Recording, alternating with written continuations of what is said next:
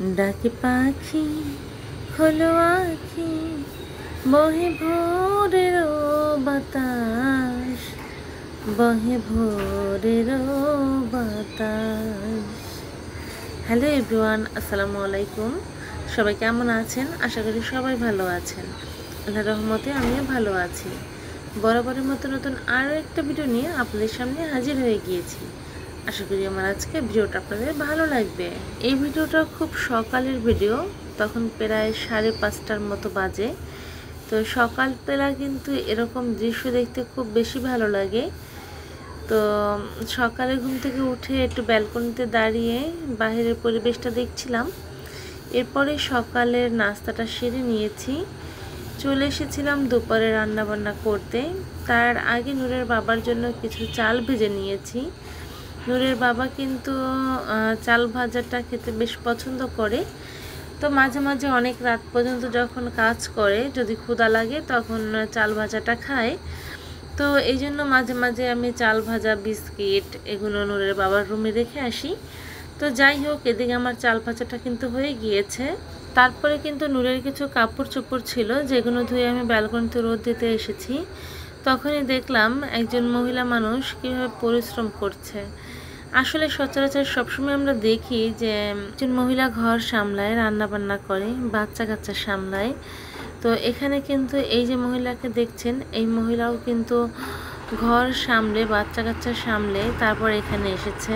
তো যাই হোক, এরকম পরিশ্রমী মহিলাদেরকে জানাই আমার হাজারো সালাম, যারা ঘর বাইরে দুইটাই কাজ করেন। আমরা তো শুধু সারাদিন ঘরে বসেই কাজ করি, সময় পেলে কিন্তু একটু ভিডিও করি। তো যাই হোক, এতে কিন্তু আমার দুপুরে রান্নাবান্নার চলছে। তো আজকে খুবই সিম্পল রান্নাবান্না করব, যেহেতু নূর কিন্তু খুবই দুষ্টামি করে, দৌড়াদৌড়ি, ছুটোছুটি, ব্যথা পায়, মানে অনেকটা রকম ঝামেলাই করে, যার কারণে আজকে তেমন বেশি কিছু রান্না করব না। তো এইদিকে কিন্তু আমার ভাতটা হয়ে গিয়েছে, আর এটাকে আমি একটা ছেঁকনিতে ছেঁকে নিয়েছি। যেহেতু আমি রাইস কুকারে রান্না করি, তারপরে এইভাবেই আমি ভাতটা ছেঁকে নেই। তো যাই হোক, এদিকে কিন্তু আরও রান্না করেছি বরবটি, আলু, চিংড়ি মাছ দিয়ে ভাজি। আর এটার পরে কিন্তু আমি রান্না চড়িয়ে দিয়েছি মুরগির মাংস। তো মুরগির মাংসটা কিন্তু নূর বেশ পছন্দ করে, তো ওর জন্যই বিশেষ করে মুরগিটা আমাদের বাসায় বেশি রান্না করা হয়। এছাড়া কিন্তু আমরা বেশি সবজি খেতে বেশি পছন্দ করি। তো যাই হোক, এদিকে কিন্তু মুরগিটা রান্না চলছে। আর নূরের বাবাকে কিন্তু ওইদিকে আমি নাস্তাটাও দিয়ে এসেছি, কারণ তার 10টা-11টা বাজলে একটা নাস্তার দরকার হয়। তো যাই হোক, নূরকে ওইদিকে আম কেটে খেতে দিয়ে এসেছি, আর আমি চলে এসেছি রান্নাঘরে। এখানে কিছু জিরা টেলে আমি রেখেছি, কারণ এটা গুঁড়ি করে বক্স করে রাখবো। যখনই মাংস রান্না করি তখনই কিন্তু এই জিনিসটা আমাদের প্রয়োজন হয়, আর তখন কিন্তু ইনস্ট্যান্ট ভাজা, গুঁড়া করা একটা ঝামেলা হয়ে যায়। তো যার কারণে আমি এটা আগেই করে রাখি। আর এইদিকে আমার মুরগির মাংসটাও হয়ে গিয়েছে। অফ ক্যামেরায় কিন্তু আমরা দুপুরের খাবারটাও খেয়ে নিয়েছিলাম, আর এখন কিন্তু চলে এসেছি বিকেলবেলা। বাইরে হালকা বৃষ্টি হয়েছে, আর নূর ঘুমাচ্ছে। তো ভাবলাম একটু বিকালে ব্যালকনিতে বসিয়ে চা খাই। তো এখানে আমি চা আর বিস্কিট নিয়ে বসে পড়েছি, বাইরে দেখছিলাম আর চা আর বিস্কিট খাচ্ছিলাম। তো যাই হোক, এদিকে কিন্তু সব কিছু মিলে খুবই ভালো লাগছিল, কারণ বিকালে কিন্তু এরকম আসলে আমার বসে থাকাটা হয় না, কারণ নূরকে নিয়ে অনেকটা দুষ্টুমি করতে হয়। যেহেতু এখন নূর কিন্তু একটু বড় হয়েছে, প্রায় 2.5 বছর প্লাস ওর বয়স। তো ওকে কিন্তু এখন পড়াতে বসতে হয়, ওর সাথে পড়ার ছলে খেলতে হয় আমাকে। তো অনেকটা সময় ওর পিছনেই ব্যয় করি। তো আমি এখানে চা খেয়ে নিয়েছি, এর ভিতরে নূর ঘুম থেকে উঠে গিয়েছিল।